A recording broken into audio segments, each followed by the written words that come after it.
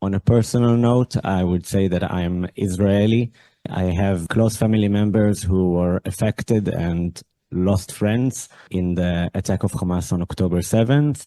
This has caused me a lot of pain, but also strengthened the understanding that there can be no military solution to the conflict, but only a political one that we should work towards. The idea of the fellowship is to bring young people and provide them with tools, knowledge, and capacities to become peace advocates, and they work on projects that they plan together with us on advocacy and education throughout the academic year. I think there's often a lot of fear and nervousness about talking about Israel and Palestine. Especially young people maybe feel like they don't have all the answers, they don't know everything about the conflict, or maybe they feel that they have to pick a side.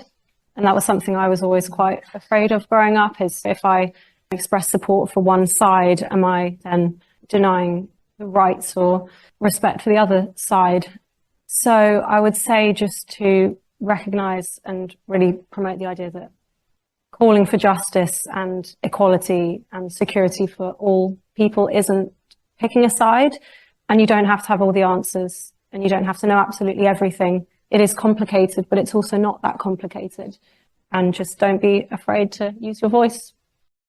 So the concrete policy proposal that we came up with through these discussions with the students and in debates with the respective boards of these universities is an ethical review process. If it were to go through with the respective boards of the universities, we will have an ethical review of all further investments and all further cooperations with Israeli educational and other institutions. Speaking up for political cause should not be mistaken for forming in-group alliances, taking up a certain standpoint within one's friendship group, taking up a certain standpoint within one's radicalized student body or not so radicalized student body. It's about debate, it is about engagement, it's about listening to one another, it is about discourse, it is about educating yourself, having a critical perspective on all of the narratives that we are confronted with.